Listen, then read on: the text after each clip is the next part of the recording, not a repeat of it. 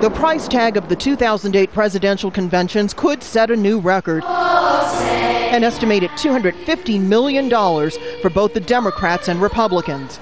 Political parties and host cities traditionally raise money to pay for them, but that fundraising has turned into a way for companies to get the ear of influential politicians. It means, you're at a nice event, you're drinking a drink, you're eating some food, you're talking, you're catching up, you're building a relationship. And when you go back to Washington, that lawmaker is probably a lot more likely to return the phone call of someone they were at that party with than they would be to return my phone call. Here's how it works.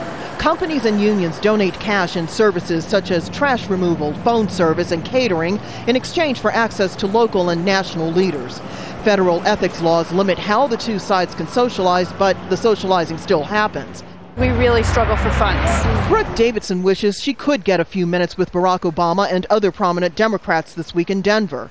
Davidson works for a program that moves homeless families out of motels and into permanent housing.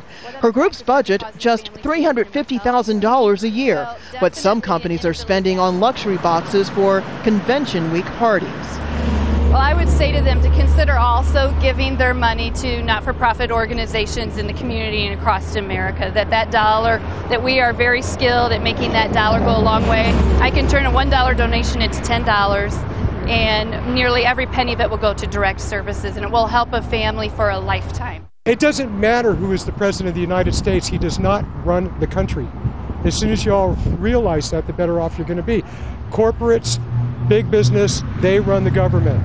But another charity leader in Denver says the convention is giving nonprofit groups access and visibility, mainly by providing a national platform for their issues. After the immediate costs are taken care of, we think Denver will be more highly profiled.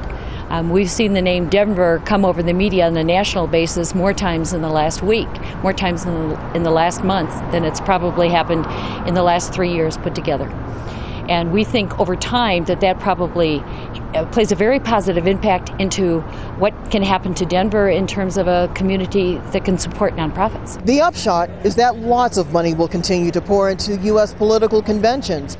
The question is whether watchdog groups will be able to get a seat at the table for ordinary people, a very high-priced table. Rosiland, Al Jazeera, Denver.